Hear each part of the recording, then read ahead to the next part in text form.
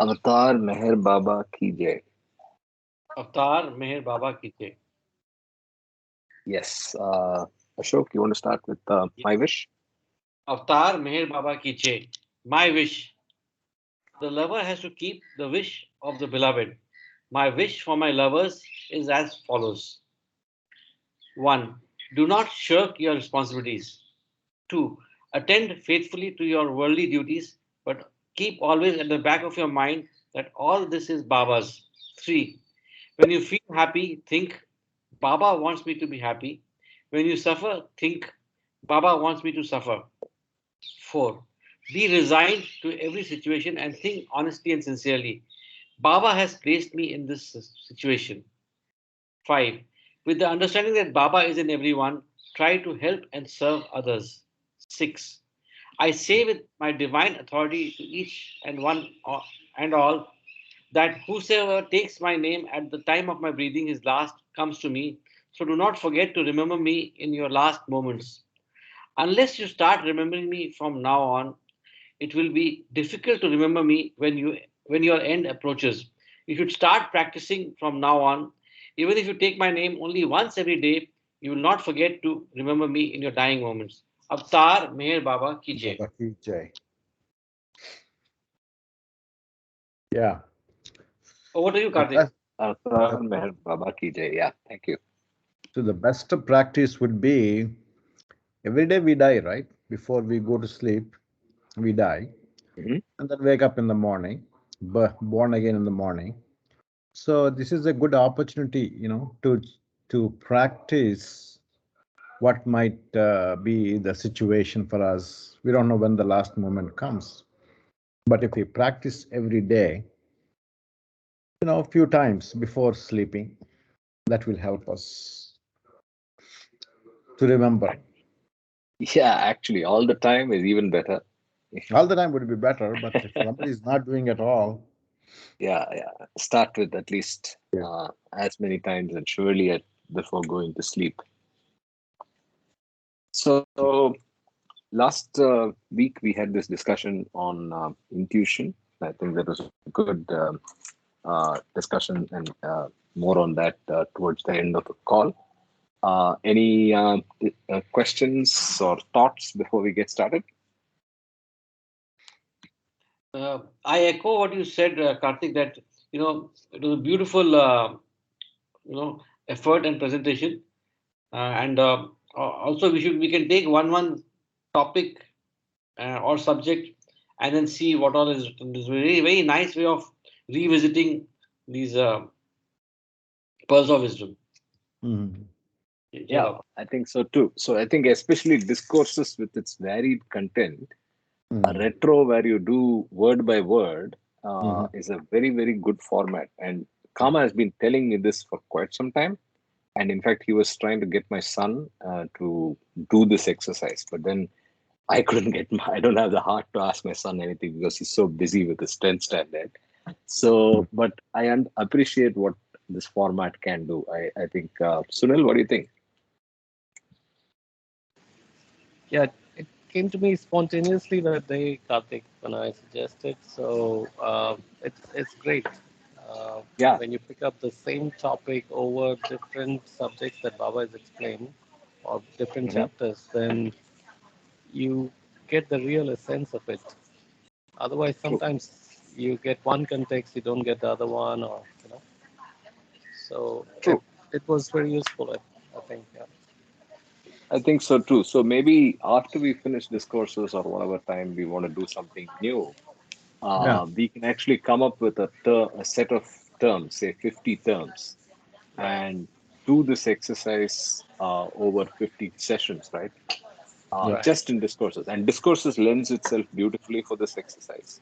But then Right. you could also do something broader across Baba's works, right? Yeah. So, and if we are able to collect all this data and keep it away for posterity, and of course have videos, even better, right? Certainly. Yep. All right. Jai Baba, So Karthik, just before you begin, can I? yeah, Um, sure. so it's like this one more exercise which we had discussed and Kama also had mentioned is that to link each paragraph of discourses with the 7 realities. The essence, which a particular paragraph has got a particular relevance to a particular 7 reality. So we can link that to the discourses paragraph, the subtitle Yes, wise. So that could be another profound exercise. correct. Far more tougher because he has been asking me and I've been thinking about it, but that's far more tougher to achieve because not all paras and even chapters lend themselves easily. But then he's very excited. I mean, he's very sure that maybe there's something to it. So maybe there is something to it. Maybe we can do it in a group or a brainstorming instead of doing individually. True. Jai Baba. Right, Baba. Let's get started. I'm on physical Kama is pain. asking for the link on Telegram. Okay. On Telegram. I am outside. Yeah, I'll take care of it. It's pinned right on the group. I just want to add one thing on the intuition that was very good. I'm going to watch this tomorrow. I didn't have time to watch. I saw it. That was wonderful, Namitaji. You have done. Looks very good. So Well, it was Sunil. Oh, To Sunil, get the who did record that? straight. Yeah. Oh, yeah, that was good. There is a book by Intuition. Don Stevens Yes. organized a conference-like thing in Myrtle Beach, and they produced a book. Each author wrote an article, and that was also very interesting. Very interesting. I think also there is a video from that Myrtle Beach workshop. I think I've seen a couple of those. Yeah. I think among the people, among the Baba folks, Don has done a lot of work on trying to unravel this aspect of avataric gift being the intuition. And of Right. course, he has had personal experiences and he has explained that at length. Remember, Nomita, I was talking about this in the context of even the London Center, right? Right. So that's where he had a lot of his intuitive experiences. So it's very interesting. All right. So 319, part 4 of reincarnation and karma, specific conditions of an incarnation. Sex, a specific form of duality. The individualized soul has its beginning and source in the infinite, formless, sexless, and indivisible being of God, who is beyond all forms of duality or evolution. With the beginning of the individualized soul, there is the beginning of duality and evolution, though the specific form of duality consisting in the distinction and attraction based upon sex makes its appearance at a later stage of evolution. Duality exists as soon as there is subject and object, a center of consciousness, however dim, and its environment. Sex, on the other hand, is a specific kind of body. I think we finished 4. Wait a minute. Sorry about that. So we finished 2 on last Saturday. I looked at the last one. Yeah, we finished 2 on last Saturday. So sorry about that. Let's start with 323, reincarnation and karma, part 5, the need for male and female incarnations. Avatar Meher Baba Ki Jai. Facilities of male and female form. Though the facilities afforded by each sex vary according to the age and place in which the incarnation occurs, each sex affords special facilities for the development of experience along specific lines. The lessons readily learned in male incarnations may not be easily attainable through female incarnations, and the lessons readily learned in female incarnations may not be easily attainable in male incarnations. As a rule, men excel in qualities of the head and will, They are capable of sound judgment and steadfast purpose. As a rule, women excel in qualities of the heart. They are capable of intense love, which makes them welcome any sacrifice for the loved one. It is because of this capacity of women for love that in devotional references to the avatar, the name of a woman is often given precedence, as when bhaktas, devotees of Rama or Krishna, sing of Sita Ram or Radha Krishna. In qualities of the heart, women are usually superior to men, and in qualities of the head and will, men are usually superior to women. The interesting point is that the same soul excels in the qualities of the heart or in the qualities of the head and will, according to whether it takes an incarnation in a female or male form. The alternate development of specific spiritual qualities goes on through the alternation between the male and female forms until the development is all-sided. Male and female incarnations equally indispensable. Since male and female incarnations are equally necessary for self-knowledge, it is not right to look upon one as being more important than the other. Though there are differences between the nature of the respective facilities afforded by them, they are both indispensable. The soul must go through male incarnations as well as female incarnations if it is to have that richness of experience, which is a condition of attaining the realization that the soul in itself is beyond all forms of duality, including the accentuated duality based on sex. Unity of subject and object.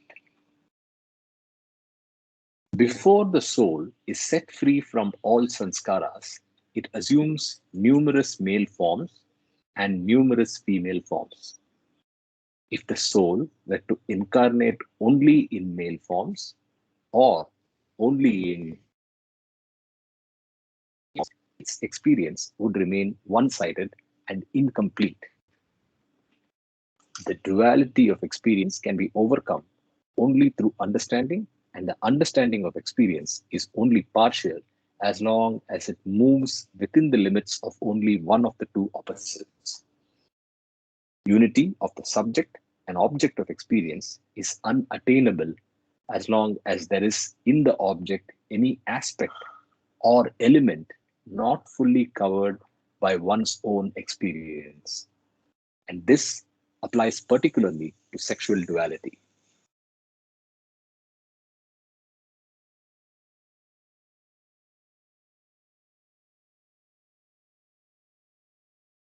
Minds of incarnations. The mind retains the gathered experience of male and female incarnations. Since the soul identifies itself with the body, the psychological tendencies that harmonize with the sex of the body to find a suitable medium for expression. The tendencies that are characteristic of the opposite sex are ordinarily suppressed into the unconscious part of the mind because they do not harmonize with the sex of the body and find the medium of expression obstructive. When the soul takes a female body, the male tendencies are, so to speak, held in abeyance, and only the female tendencies are released for expression. In the same way, when the soul takes a male body, the female tendencies are held in abeyance, and the male tendencies are released for expression. Genesis of sexual entanglement. Identification with the body involves identification with the sex of the body. It therefore implies a free play only for that limited part of the mind which is in tune with the sex of the body. Since the other part of the mind is repressed and latent conscious, there arises in the conscious part a feeling of incompleteness as well as a tendency to restore completeness through attachment to persons of the opposite sex. By getting entangled with the opposite sex, the buried part of the mind that is not in tune with the body seeks some kind of expression through another.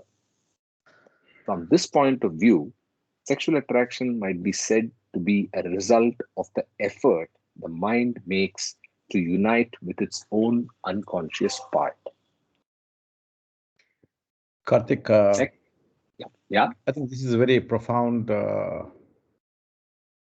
paragraph. I think we can learn a lot from this. Yeah.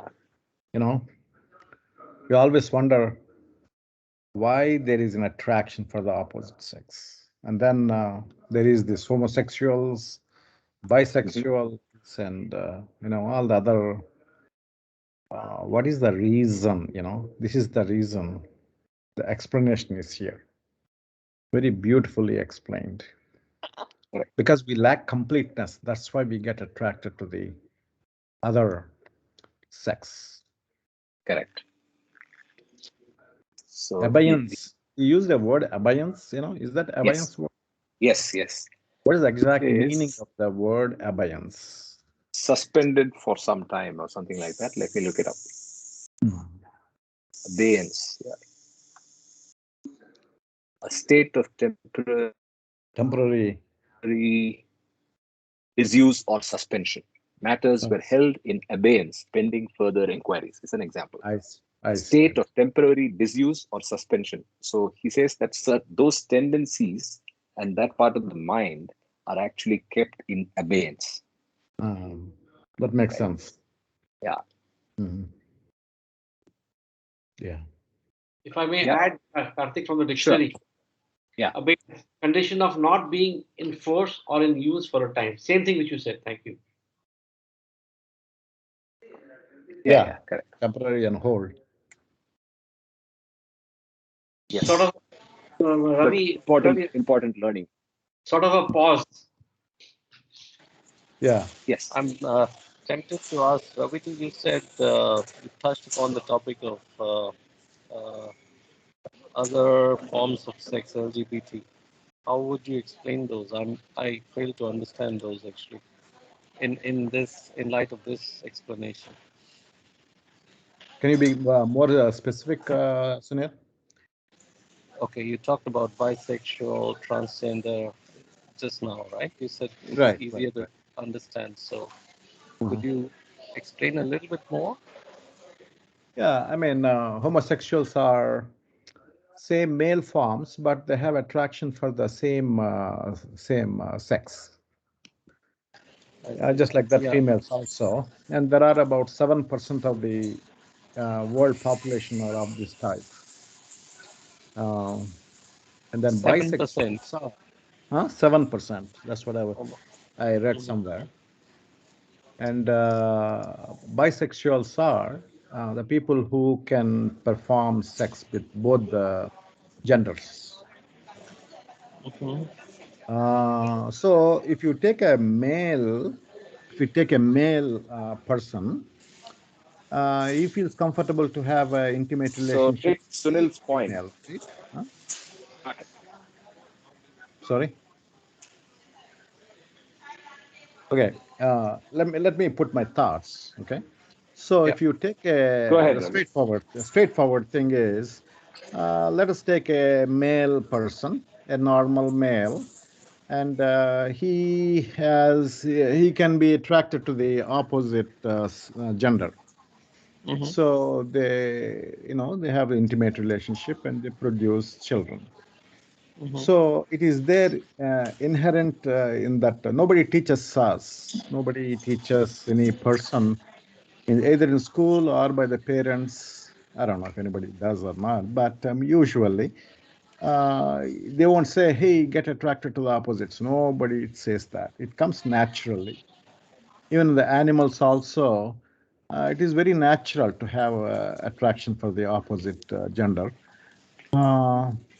Now, if you take the homosexuals, so what is there in the normal way is there is some sanskaras that are connected within us that gets attracted. I mean, this is the explanation, right? Baba gave explanation here. Because of this incompleteness, we want to be complete, and we get these feelings for the other gender. And same thing happens probably in the homosexuals the other way. Their the sanskaras that are connected with the expression of sex is being expressed, whereas for a normal person, it is being covered in abeyance. Whereas in the homosexual people, it comes to an expression, I think. That's what I can think of. In bisexuals, I think both the sanskaras connected with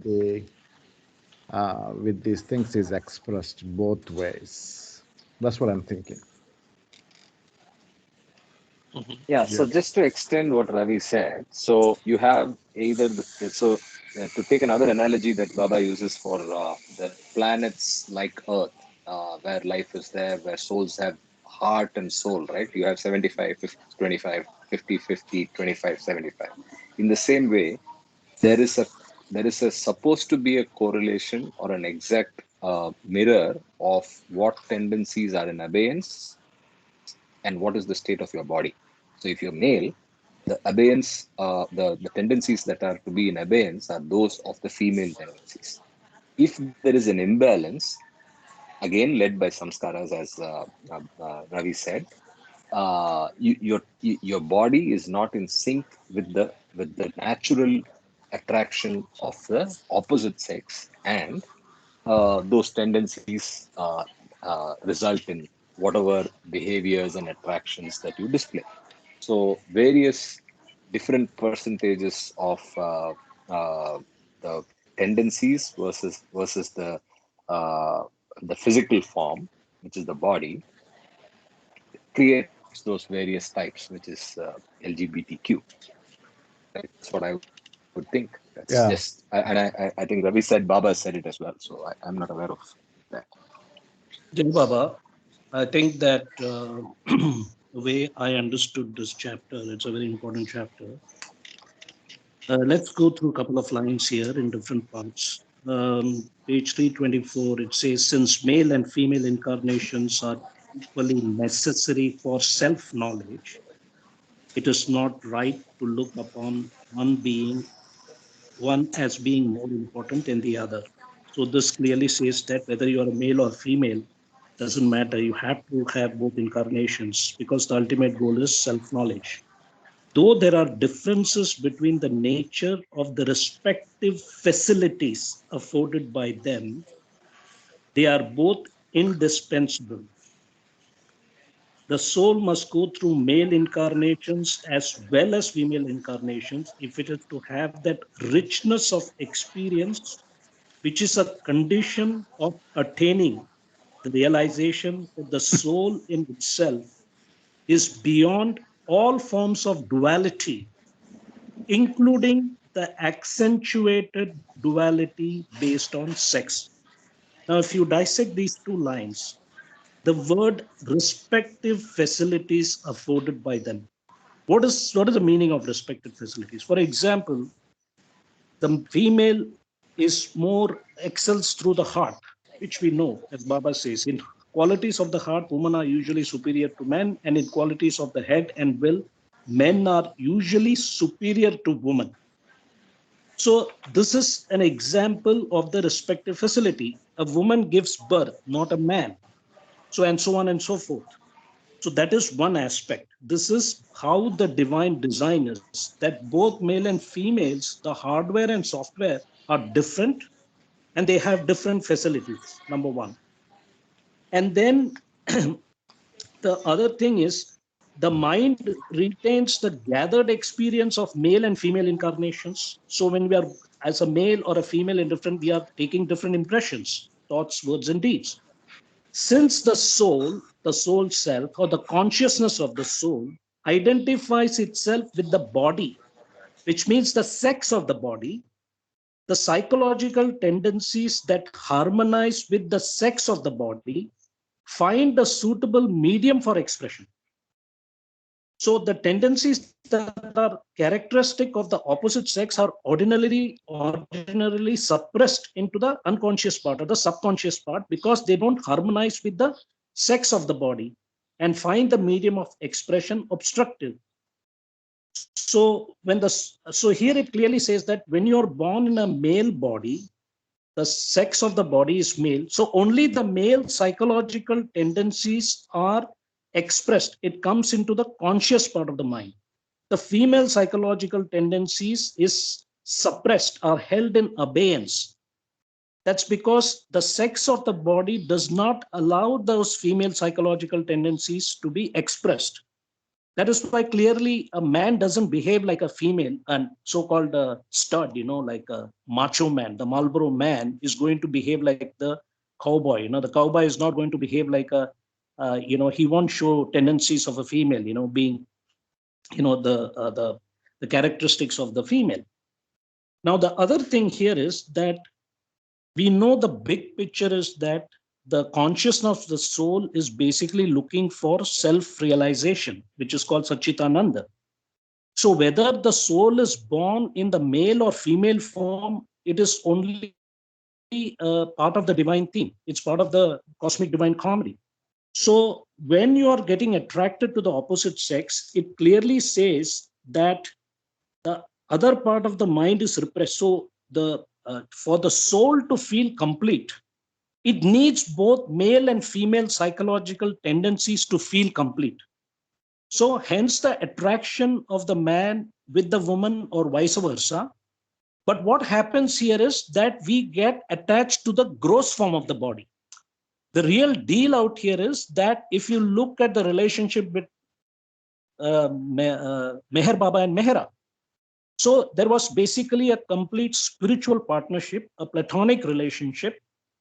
And what we are learning from this chapter is that because of Maya, because of the evolutionary sanskaras of lust, greed, and anger that we go through the animal evolution, we get attracted to the female's form of the body or the male form of the body.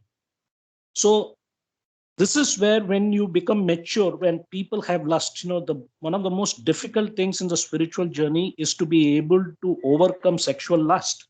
I think when you finish this chapter, the last two paragraphs clearly will tell you 50% of duality is sexual duality that needs to be overcome. I mean, that is something I wanted to clarify, whether I'm interpreting it right.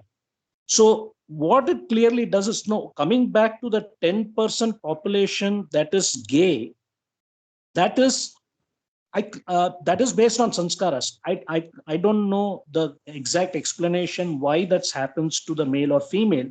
There could be some sanskaras which I am not able to understand, but definitely in the world, statistically, as Ravi and Karthik said, 7 to 10% people are technically gay, And so the significance of this particular chapter, which I think should also be read with those other two chapters about sex and marriage, which is in the first half of the book, because all three chapters kind of complement each other.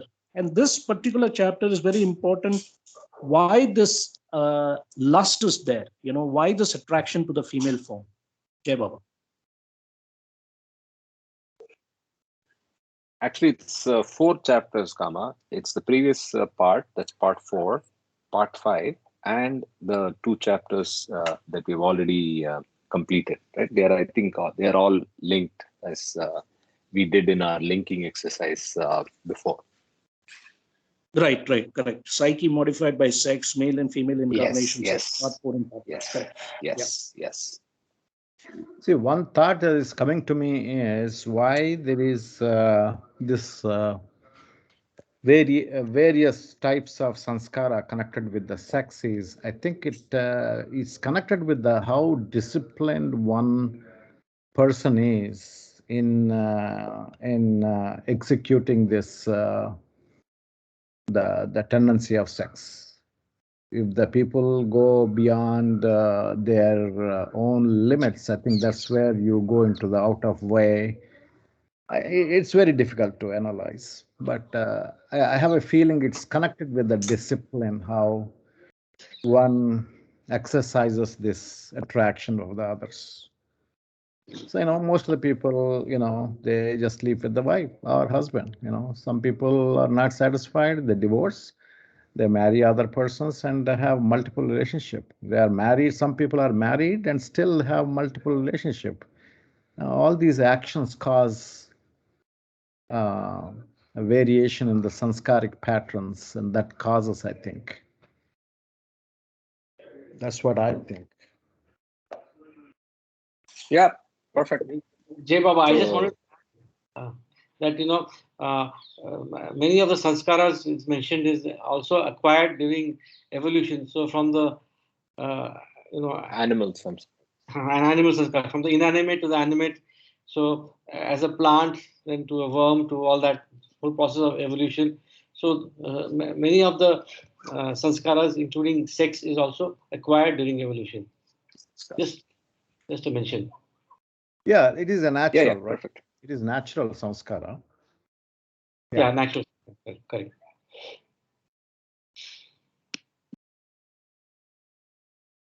All right. So that was good, but I think the points Ravi made are already covered in that earlier chapter.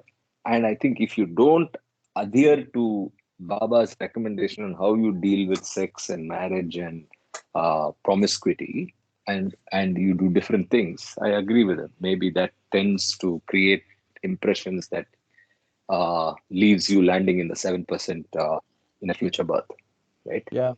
So yeah. Rich in his talks is very, very clear about what Baba mentioned is one should have only one spouse in a lifetime.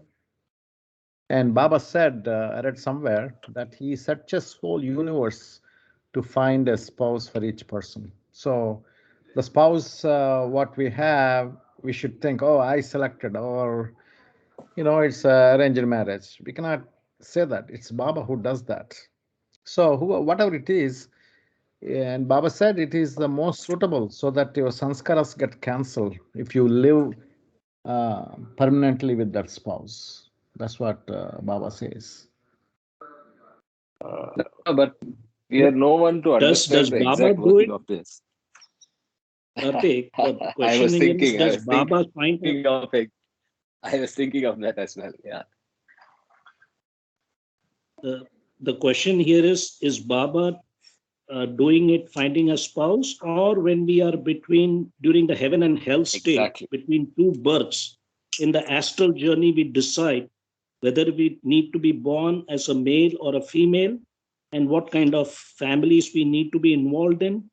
I believe that is something, that we shouldn't just blindly say that Baba decides for us. I believe that since we are all one self, Baba is just a guide. He is God in human form. We know that definition. So I believe that from what I read from other literature on reincarnations, that many of us actually are reborn in the same family, and all the different people in our family in this current incarnations have been related with each other. Either we have been their grandmother or grandfather or son or daughter. There are instances where we have seen your sister could become your wife and husband, and so on and so forth. So this is part of the whole divine game where you go through this whole permutation combination, because the whole goal is only God realization or self-realization. Jai Baba. Yeah, I mean, Baba said this, whatever I said this very clearly, it is noted. All the words Baba expressed was noted and recorded. That's all I can say. It's up to us how we take that.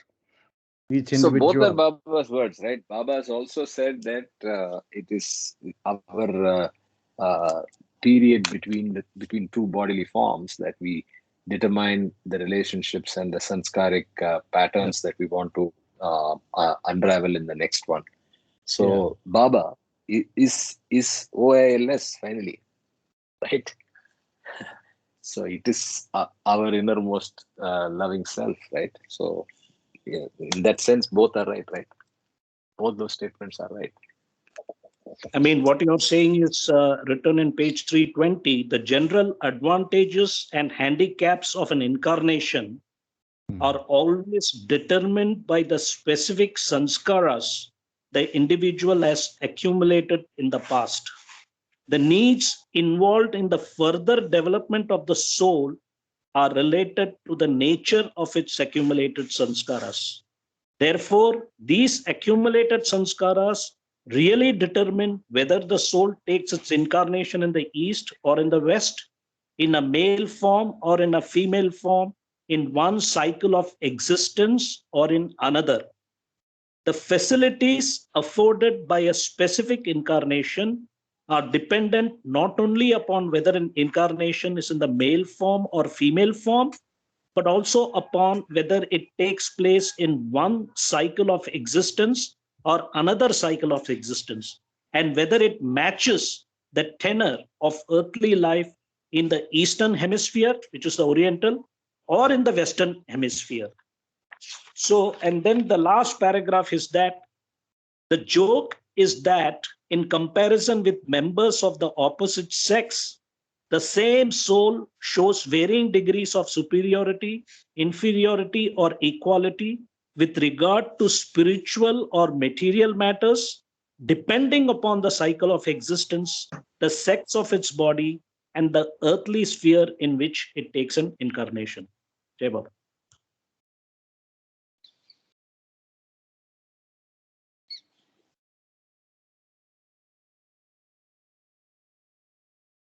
Yep. Hmm. Back to 325. We were on the para, in the second para, under the subtitle Genesis of Sexual Entanglement. Sex is a manifestation of the ignorance the conscious mind makes to compensate for the fragmentation entailed in identification with the sex of the body. This attempt to compensate for fragmentation is doomed to be futile. However, because it is not only based upon identification with the body, but actually accentuates it by setting into opposition the body of the opposite sex and getting entangled with it through attachment and possessiveness. Understanding through detachment. When the soul is trying to overcome sexual duality through detachment from the opposite sex, it is paving a way for understanding the experience associated with the opposite sex from within. Then a man tries to understand a woman not through the eyes of the male, but through the imaginative reaching out toward what the woman feels herself to be in her own personal experience. In the same way, a woman then tries to understand a man not through the eyes of the female, but through the imaginative reaching out toward what a man feels himself to be in his own personal experience. So, paradoxical though it may seem, the form of the opposite sex prevents the true understanding of experience associated with the opposite sex. Detachment from the form of the opposite sex facilitates true understanding of the experience associated with the opposite sex because it removes the barrier created by sex obsessed imagination.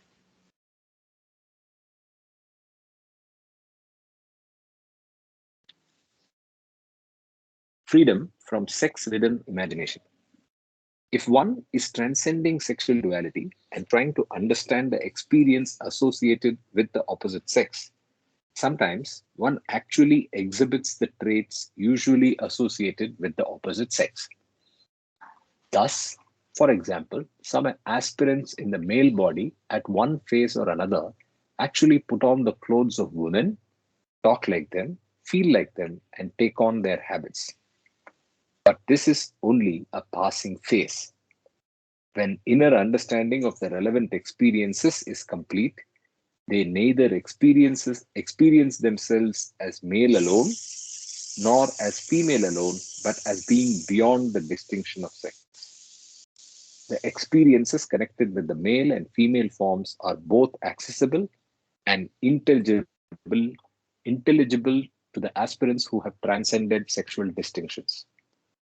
they remain unaffected by the limitations of either, because through understanding, they have freed themselves from the limiting obsessions characteristic of sex-ridden imagination.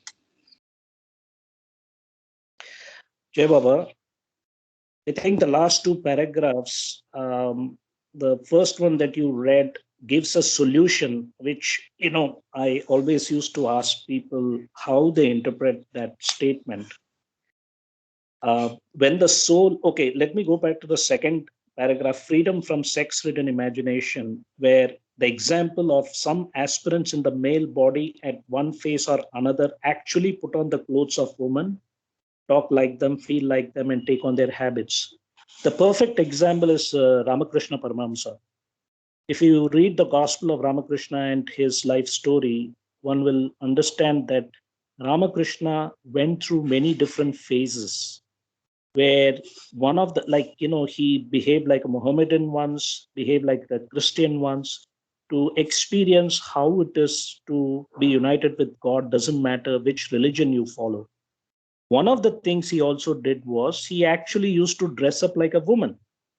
And we also know that when he got married and then during the nuptials, when his wife, Sarada, was going to join him, he actually was gentlemanly enough to tell her that, you know what, we are married and you have full rights over me, but this is my path, so I will leave it up to you.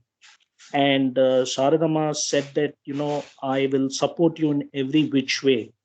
So they are a perfect example of a couple who are married but did not have any physical relationship, but it was a complete spiritual relationship.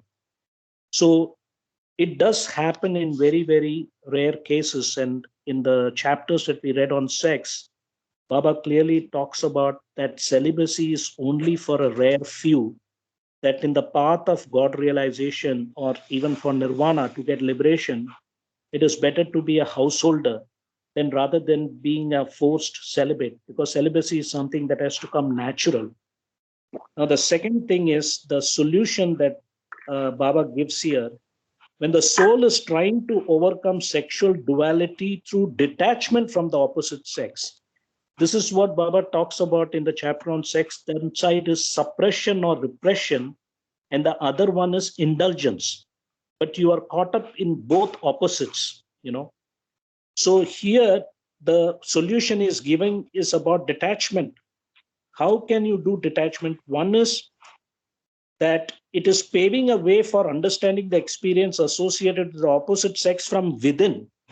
So we have to go inside ourselves. And then he says, then a man tries to understand a woman not through the eyes of the male, but through the imaginative reaching out toward what the woman feels herself to be in her own personal experience.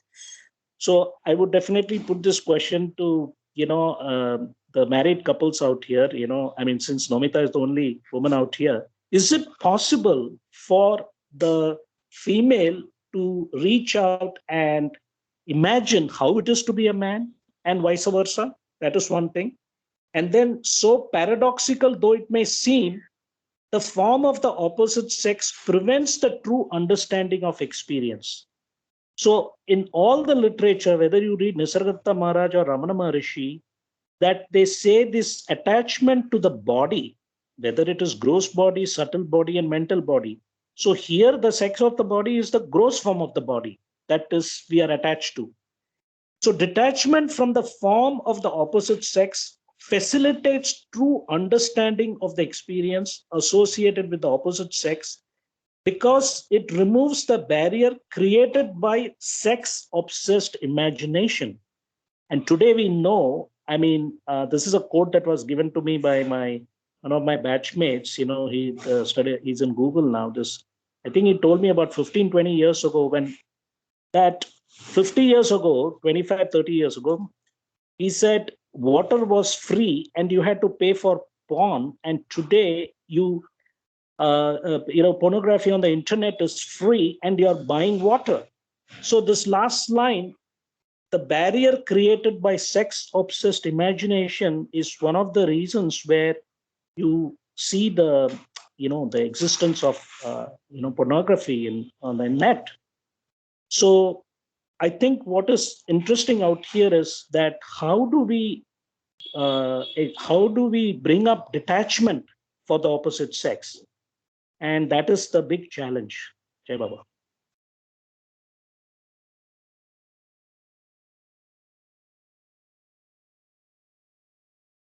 Not sure if that was like a comment, opening of a discussion, or a question to Nomita, because at different parts it was different things.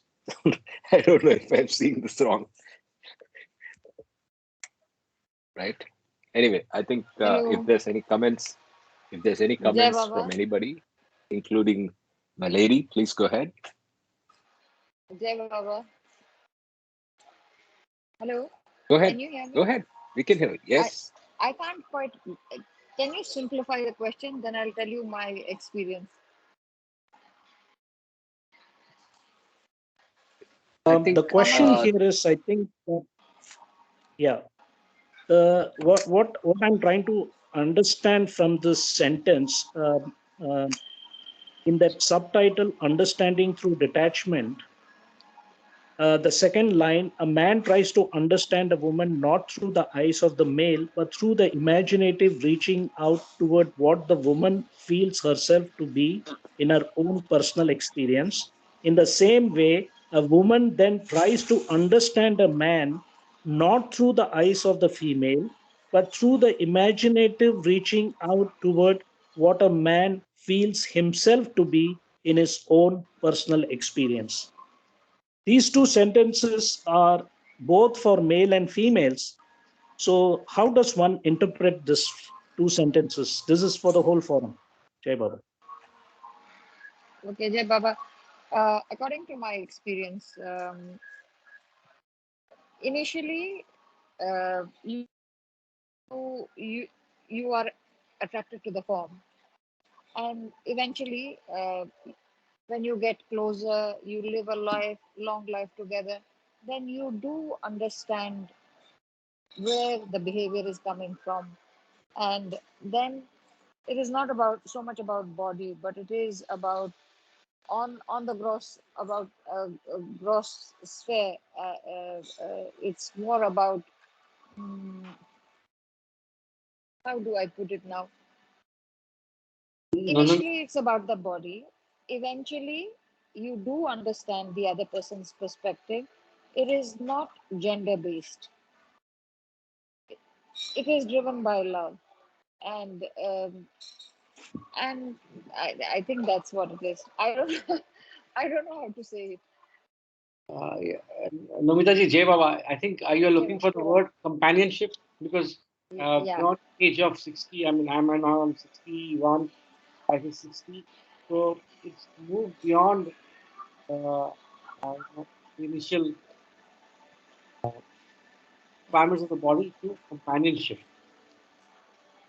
And that's where we try to understand each other, help out each other. Simple things like medicine or doctor, whatever. But it's more towards being company towards each other, is what I can share.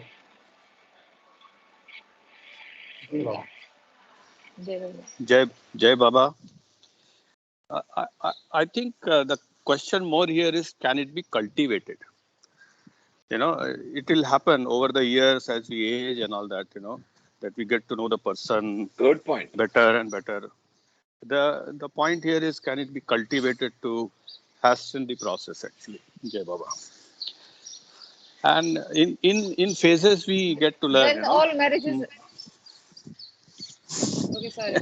No, then marriages will fail. If you get married and then you want to cultivate distance, I think after second, third year, Baba is also in another chapter. I don't think he's saying another chapter. He's not. Yeah, go ahead. In another chapter, Baba, in the initial part of the book is said about marriage and sex, actually. Sex and marriage. So as soon as sex is as long as it is about reproduction and growing of the family, to that extent, Baba has not said that it's not right. But on having a relationship which is purely based on the physical obsession is what Baba has said that it's not right. And I think over the time, with the effort, it has to be developed actually. Like if I see a woman just as a body, whether if I make an effort to understand her feelings, it's like a feeling of compassion and mamta, that what we call. So that can always be with effort. At least we can, try to get a glimpse of it, and then slowly learn it more and more. Jai Baba.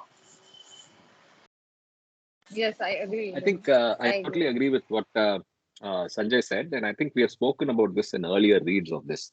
I think somebody entering the institution of marriage, if they are armed with these four chapters, right, these two parts in reincarnation and karma, and the other two chapters ahead, and if they have related to this, there would be a greater understanding and the right approach to this relationship. As I said in the last time as well, it would have helped my relationship as well. And that is one level, which is in support of what Sanjay said, the cultivation of these aspects. The second thing is, I think in the last para, what this is more on a humorous note, I guess. What Baba is talking about is something I've heard my wife say all the time. Look at it from my side, and I am not able to, right? So that's what he says we should. Okay, so take this seriously, guys. The males in the Jai, Jai Baba, if you understand the other side, the perspective, then there'll be more flowers at home, there'll be more diamonds coming, Okay, and then okay. there'll be more peace at home. So please pay attention to it, all on the call. Well, there is a hint in there. And I just want to add on a little lighter Jai note. Baba, I think Namita has a point. There's a book called Setting Men. expectations. She's setting expectations actually. Jai Baba. So there's a book on a lighter note, which is Men Are From Mars and Women Are From Venus, which also is on the same point that women think from the heart and men from the mind and will. So I think that could be a light read. Jai Baba. Sunil has texted me 5 minutes back that there's a lot of audio issues.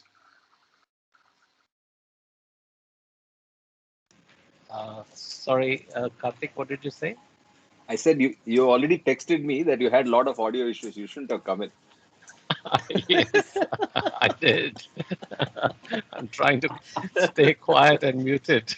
collect some flowers on the way if you're on a walk.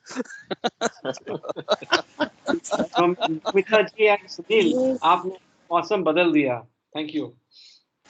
Bilkul, bilkul. Thank you. Jai Baba, couple of my own observation, having lived in New York and looking at love marriages and arranged marriages. Now the quote, "Marriages are made in heaven." I used to ponder about it. What does it mean? But at this stage of life, I understood Wow. that whether marriages are arranged marriage or love marriage, it can be both are Made in heaven. both are equally probability of getting to be a good relationship or not so good relationship, going through a divorce.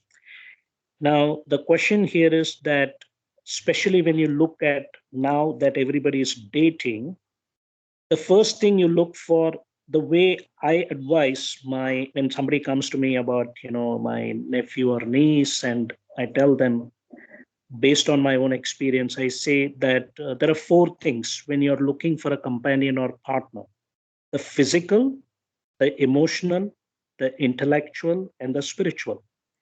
Of course, the first thing is that if you're attracted to the physical form, then you go to the next step. You don't stop there. Suppose we are looking at arranged marriage, because you don't get much time to do due diligence, but nowadays you definitely do in those olden days. Now, then you look at the emotional part. Now, definitely the emotional side of the male and female are different. And that is where these four chapters will be very useful. And the book, as Ashok was saying, Men Are From Mars and Women Are From Venus, would really help to understand both the male and female psyche. Third is about the intellect part. I mean, yesterday I was watching this show about this Irish woman who actually was instrumental in finding quasars.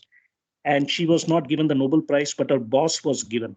Okay, this is 1971 or something like that.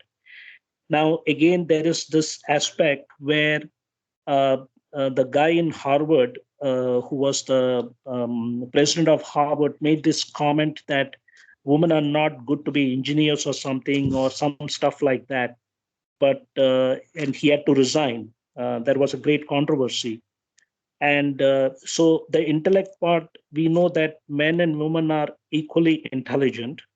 Then the spiritual side is the main thing, which is what I think in India in those days it was emphasized, that when you're being married to somebody, be with that one person, because it is a spiritual partnership rather than a material partnership.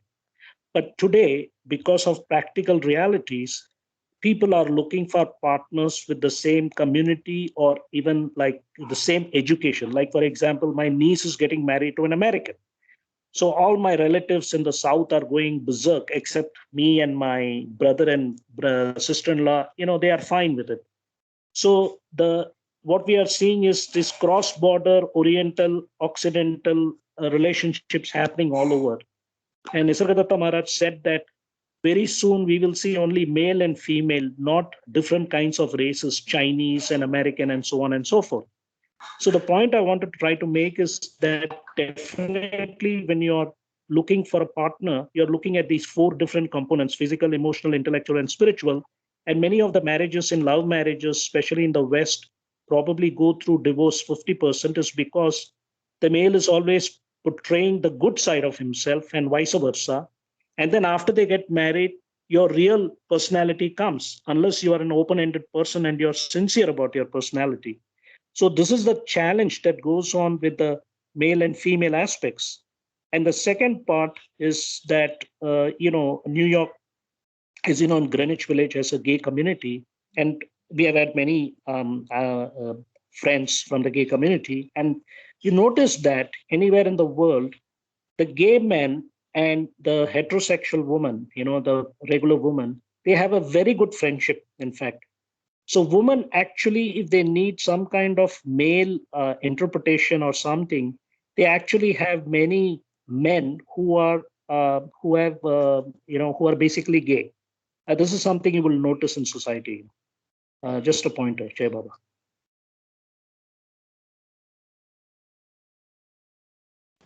I didn't understand the last part, Tama. Okay. Why so? Actually, gay men are very, they are very effeminate in a way. There is always this, we read about husband and wife like that. One of the guys who is part of the Biden administration, I think he was a Chicago mayor or Indiana mayor, I think. So the thing is that uh, when they say you're gay, and in the gay partnership, one is dominant and one is not so dominant. So the dominant person is called the husband, I believe, and the not so dominant male is called the female. Now they have this, they are effeminate. I think that is the right word to use, and they are able to connect, and they are able to understand and have this beautiful relationship with women friends. Gay men who are especially effeminate have a great relationship with women because they are able to understand that, and women are also able to be very, very, expressive, and they open up these kind of, this is how it is. This is what I've observed in and you can read about it actually. Jai Baba. So effeminate means I think I agree with. superior in the qualities of hearts. No, I think what Kama is trying to say, which I think I agree with him. The gay people are more in tune with women. So in their normal discussion, they agree with each other. They show similarities. That's what he's talking about. I think. That I Yeah. understood. That doesn't need to be repeated. My question is why? Because they do So not see the Because women as a sex object, actually, because they are gay. I think I that's see. the Maybe final point that I am could be a getting. Yeah, logical explanation. yeah, Yes. yeah. Also, yeah. Yes, because the They gay feel man more is comfortable. attracted to a gay man, and technically the gay man is a female who is trapped in a male body. One could look at it that way. Okay, So yeah. the That, gay man who's mm, effeminate is basically a person who should have been in the female body, but he is born in a male body, and that is part of his sanskaric makeup. Yeah, Baba. okay, It's not that that makes sense. simple. Karma is not that simple. I had the same thought at one time, and in a group, there happened to be one great singer in America. She's from Iran, and she's a Baba lover. She disagreed with me, and I asked her why, and she says in her music field, she knows a lot of gay people. They behave exactly like men with all male people, with all the ego symptoms and all the male things, but their tendency for the sexual preference would be the same sex. So what the discussion came to my understanding is probably as far as the sexual relationship is concerned, the sanskaras are more for the female, male female, so that they get attracted to more male people. That's what I thought. Okay, I think we're getting a little carried away here. So let's come back to Let's come back to the discourse. Yeah. understanding this. But I think this is a useful. I think Kama also made the point that only probably 50% of the gays are husband material, other 50% are not. So I mean, it's difficult to understand that till we have done some research there, and maybe that's not the object here. But I just Yeah. wanted to make one observation based on Kama's term. He said there is the expression marriages are made in heaven. And then I was drawn to the fact that, like we read in the previous chapter that he read minutes back, in the heaven on hell state, it's a broken one or it's a challenging one, whether it's a arranged marriage or whether it's a love marriage, whatever be it, the marriage is made in the heaven or hell state. You figure everything out. So that brought a smile to that brought a chuckle to me there. So that there's something to that idiom or that phrase, right? So let's continue.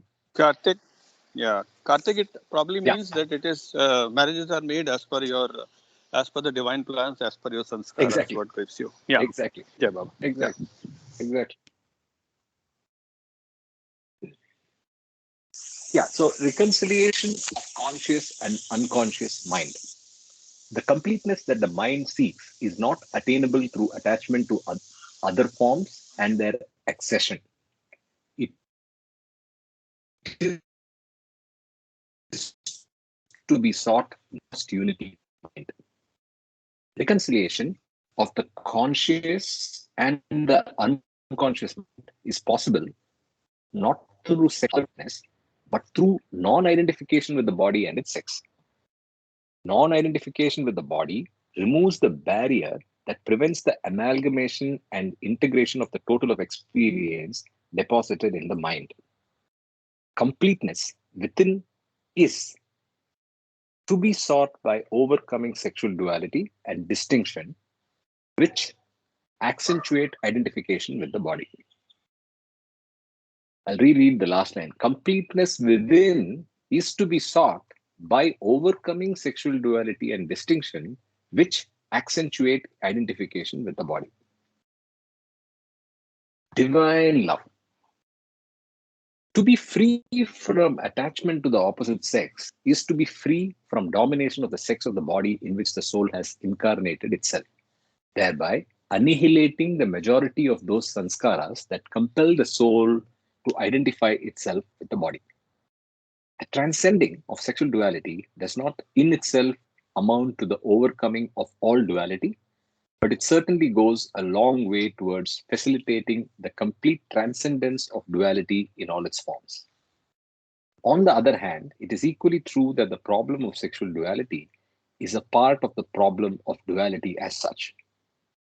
Its complete solution comes when the wider problem of all duality is solved through divine love in which there is neither I nor you, neither man nor woman. The purpose of male and female incarnations is the same as the purpose of evolution itself. It is to enable the soul to arrive at its own undivided and indivisible existence. So I think it's a beautiful and profound end. So he sets up the whole stage on the reason for the duality and the reason why it's there, but then it's all explained beautifully. So any questions and comments before we continue? We can read a little more. We have 25 minutes to go. Jai Baba, Karthik. So I think in the end, it's all about divine love, and divine love is the path. The takeaway for me. Correct.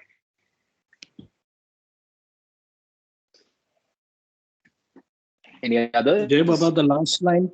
Sorry, go ahead. Go ahead. No, I just said any others. So go ahead, Kama.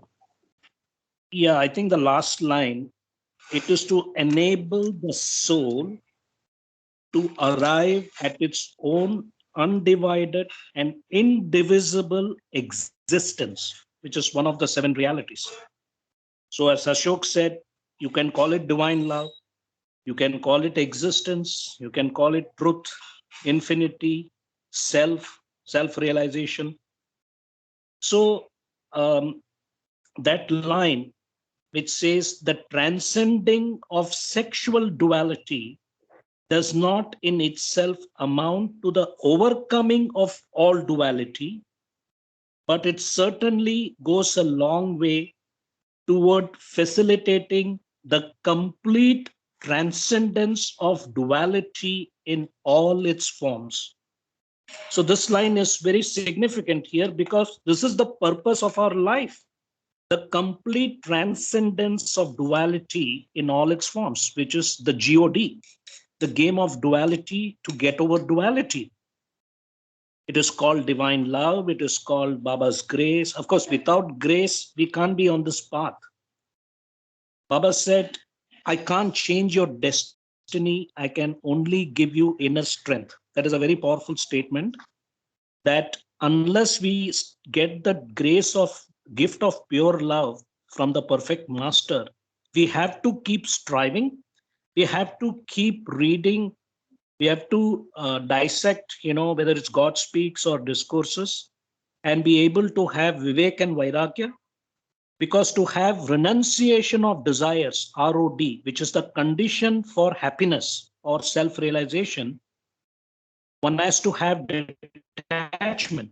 And detachment can come with right knowledge, which is 1%, but right action of thoughts, words, and deeds, which is intelligent action, unwinding sanskaras, is 99% perspiration. So it is up to us how we discriminate and how we are able to get over duality in all its forms. So the first line, which says to be free from attachment to the opposite sex, is to be free from domination of the sex of the body in which the soul has incarnated itself, thereby annihilating the majority of those sanskaras that compel the soul to identify itself with the body. So this whole journey is this false identification with the body, gross body, subtle body, mental body, and also getting caught up in creation, the phenomenal world of duality of forms. So not only is this duality within us, how we identify with our bodies, but it's also in the waking state, how we respond or react to the outside environment with lust, greed, or anger, because that is what it instigates us, to react or respond. So this whole last paragraph is very significant, Jai Baba.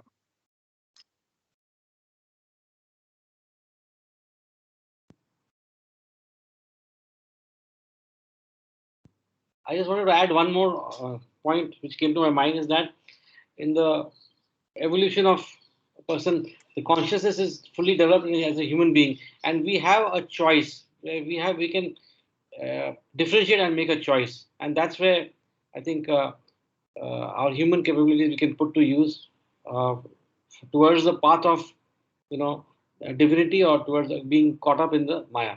So I think there we have a choice to make. Jai Baba. Yes, indeed.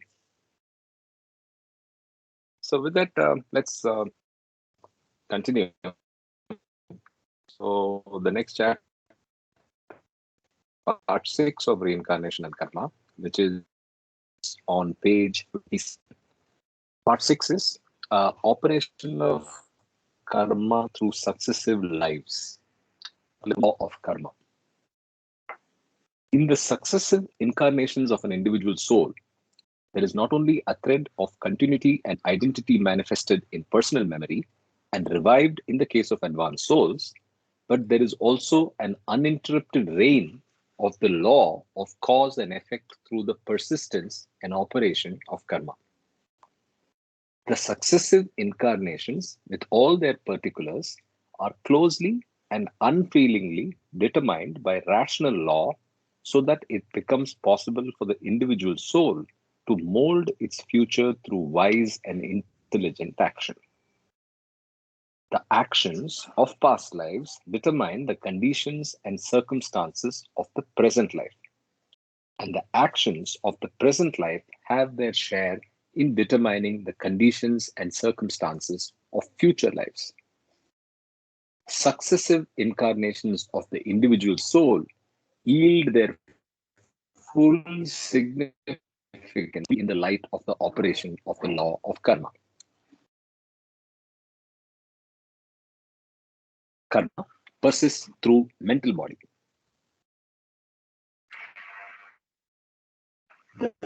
Incarnations only apparent karma persists as a connecting link and it remains a permanent and constant factor through all the lives.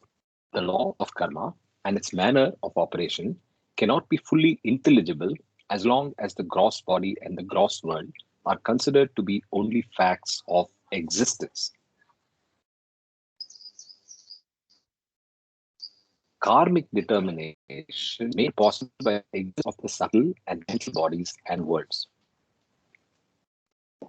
Mental and subtle bodies. The plane on which one can possess physical consciousness is the gross world. The planes on which one can possess consciousness of desires are in the subtle world, and the planes on which the soul can have mental consciousness are in the mental world. The source of desire is to be found in the mind, which is on the mental planes. Here, the seed of desire is attached to the mind.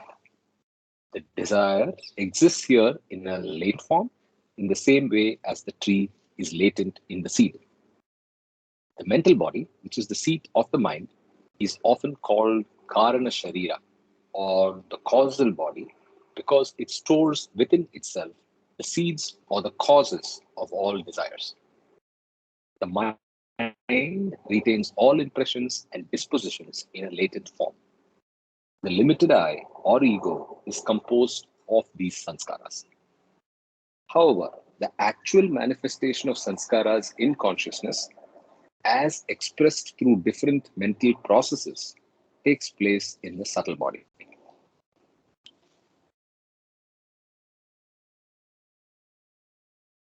Formation and continuation of ego mind. The soul, which is the soul, which in reality is one and undifferentiated, is apparently individualized through the limitations of the mental body, which is the seat of the ego mind. The ego mind is formed by the accumulated impressions of past experiences and actions. And it is this ego mind that constitutes the kernel of the existence of the reincarnating.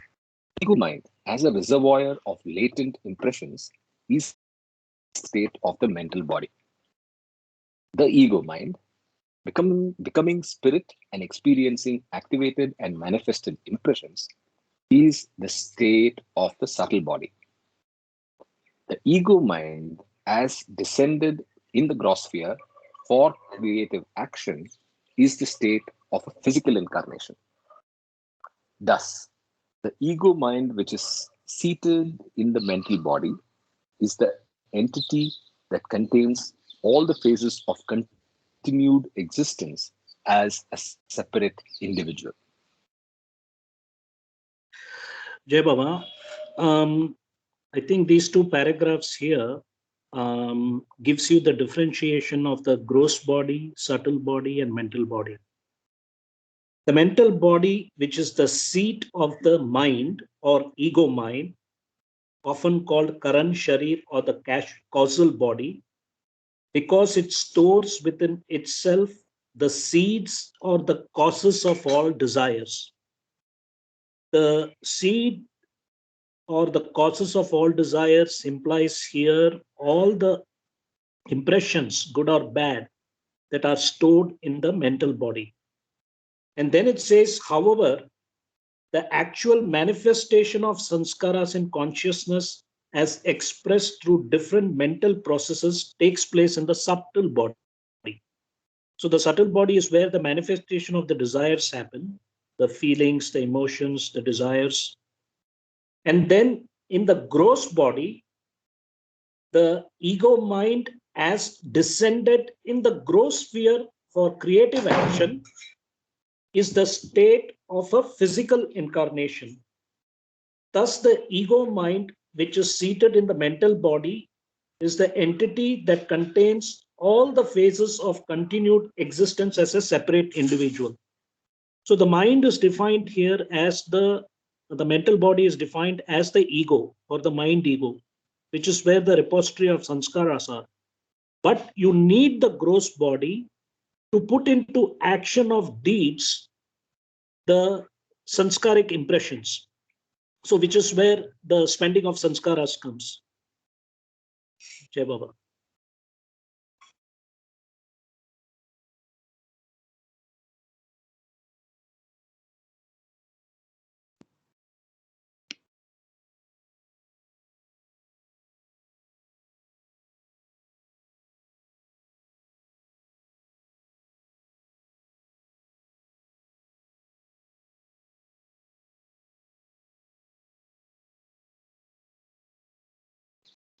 Wow, I started reading and I didn't realize I was on mute.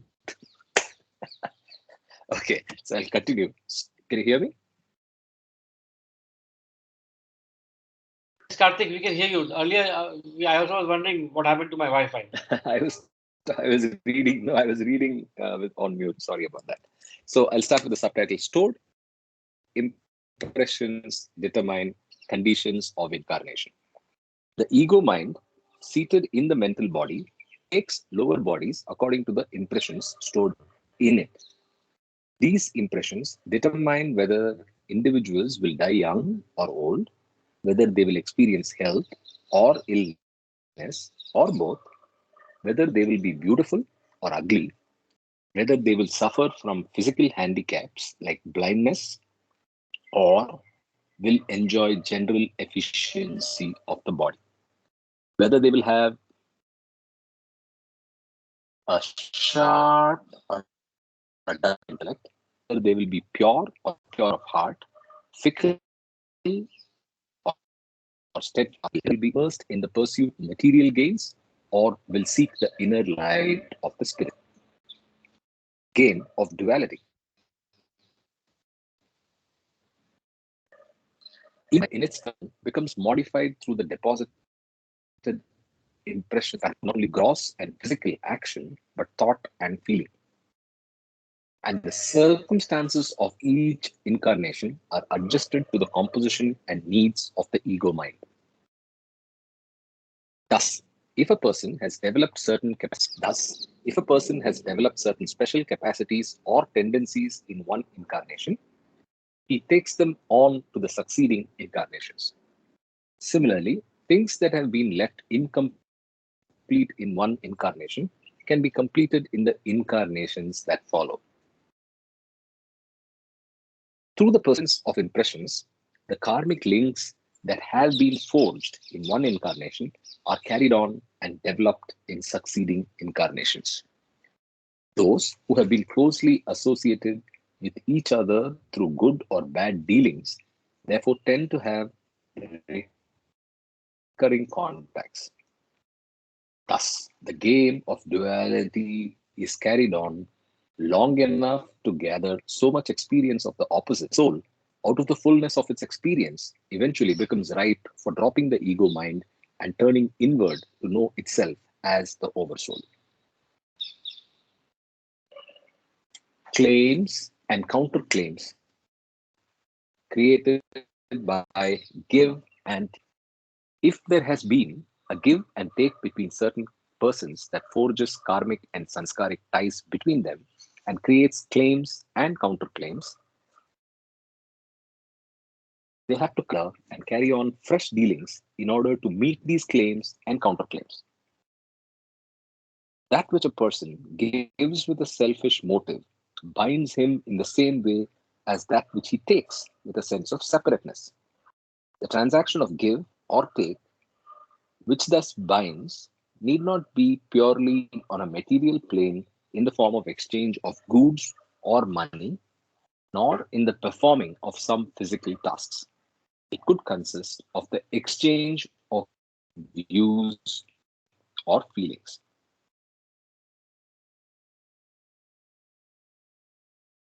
Karma of interference.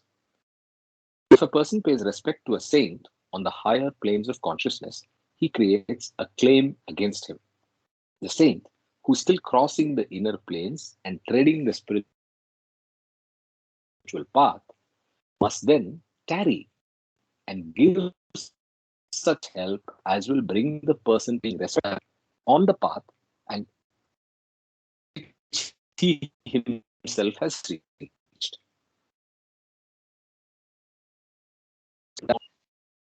Though respect as such is a good thing to receive, in receiving it, the advanced soul may have to halt on the spiritual path until he has helped the person who came to him and paid respect. Karthik, can we discuss this or can somebody explain this last paragraph?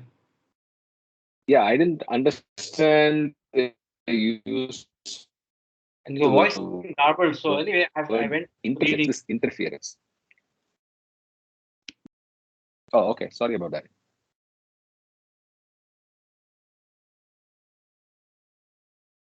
Anybody? Jai Baba. An advanced soul can be defined as someone who is on the spiritual path of involution between the first plane to the sixth plane. Now, what happens is that unless, ideally speaking, they have to reach the seventh plane of involution to become God realized and hopefully be in the 56 God realized souls who then can benefit directly or indirectly spiritual aspirants. But as we know from the Mayavic illusion, there is what you call a spiritual delusion where when you're on the path and you experience certain siddhis, or also you feel that I have become God realized, the tendency of the advanced soul will be to attract spiritual aspirants who consider that this particular individual is God realized, but he's still on the path. And as Baba said, in the fifth and only aspirants in the fifth and sixth plane can take the spiritual aspirant to their level, but they can't take them to the seventh level because they have themselves not reached there. So what it says out here is that if a person pays respect to a saint on the higher planes of consciousness, which is the involution planes, he creates a claim against him. That is why letting anybody touch your feet, the sanskaras, because ideally you should only touch the feet of a perfect master and not allow Tom, Dick, and Harry to touch your feet and feel like, oh, I'm an elder, I'm giving you a blessing, There's nothing like that. So the saint who is still crossing the inner planes and treading the spiritual path must then tarry and give such help as will bring the person paying respect to that point on the path which he himself has reached. So what it implies out here is, suppose you're in one of the planes even if you're in the 5th and 6th plane where you're eligible to guide the aspirant to come to your level, you have to be very careful of not taking their sanskaras, because that person is completely dependent on the advanced soul. Just like a child is dependent on the parent till a certain stage, it's the parent's responsibility. The parent's responsibility is not to take care of the child till it grows till 84. The responsibility is there till, we give the foundation. Similarly, what it says here that paying respect to an advanced soul thus amounts to the karma of interference, because the it is the duty of the advanced soul to make sure that it doesn't mingle with the common population and become like, the one of the babas. So this is much more related towards both, advanced souls as well as spiritual aspirants, that you want to be careful who you associate with. Ideally, you should associate it with your Ishta Devata or the avatar of your religion, or if you're lucky enough to get a perfect master in your life, then you are okay.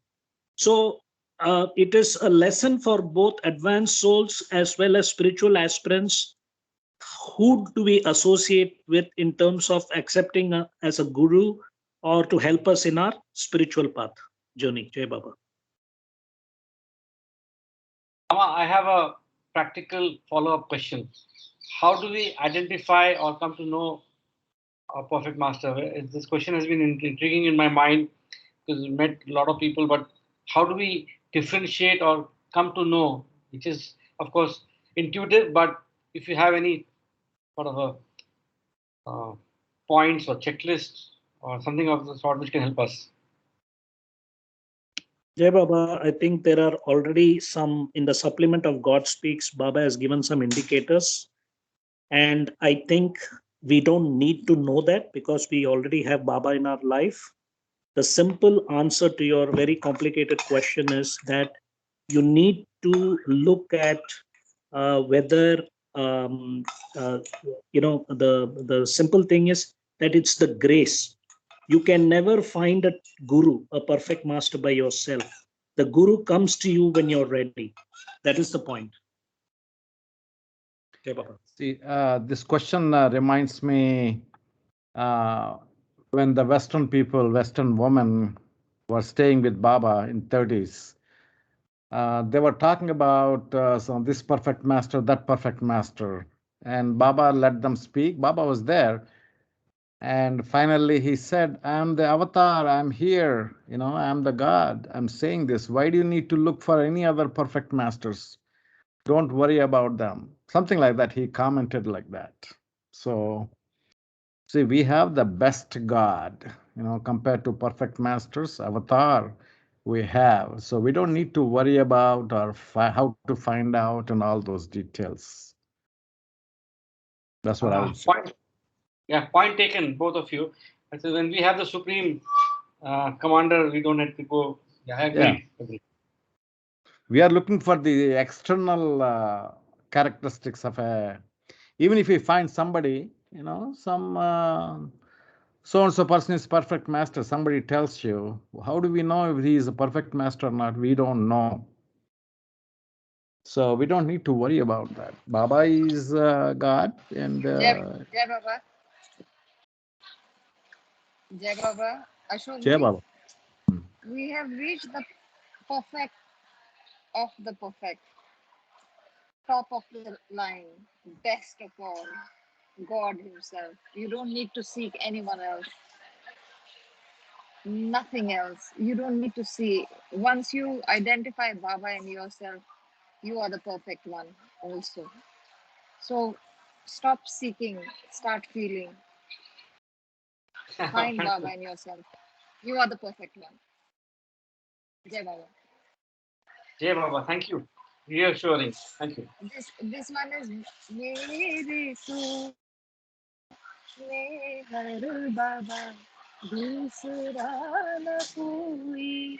If after 2 years of reading, discussing, we still want to identify the qualities of other people who may be perfect, then we need another 20 years. we have to, at least I feel, we have to start with the premise that we are so blessed to have been called by the most perfect one. And there is no one else who can even reach his qualities. And if ever it does, that will be the perfectness in you when your duality dissolves and you find him within yourselves. Jai Baba. Avatar Meher Baba ki jai. Thank you, Ravitaji. Point taken. That was more of an academic question, being the whatever in me. But point is reassuring. Thank you. Thank you very much for honoring my suggestion. Take care. Have a good day. Bye bye. Yeah, with that, we are almost at the end of our session today. So we'll catch up tomorrow. Have a great Saturday, everybody. And Jai Baba. Enjoy your coffee, Starbucks. Sunil. Yeah, See you, enjoy your Starbucks. Thank coffee, you. Sunil. Yeah. Yeah, nice. Reassuring. Jai Baba. What's that? Yeah, Laser Baba. on the pool, is it? What's going on there? This is Marina Bay Sands inside. Oh, okay. So that's The not play water. area It's for just, kids. It's not water. It's light. Kids are playing here. yeah. Wow. Nice. Thank you for sharing. Very beautiful. Yes. Jai Baba. Jai Baba. Jai Baba. Jai Jai Baba, Jai Baba, Baba, everybody. everyone. Jai Baba. Jai Baba. Everybody. Bye bye. Just a reminder, Nomita, Sunil didn't hear all of it very well. Okay. He got It's very dangerous to remind her of all that. I'm in Marina Bay Sands right now. Sunil, I can give you a hint. Read the book. Men are from Mars and women are from Venus. oh, take care. Yes, thank you. Thank you. Jai Baba. Jai Baba. Take care, Take care. Bye guys. bye. Have a good one. Jai Baba. Bye bye.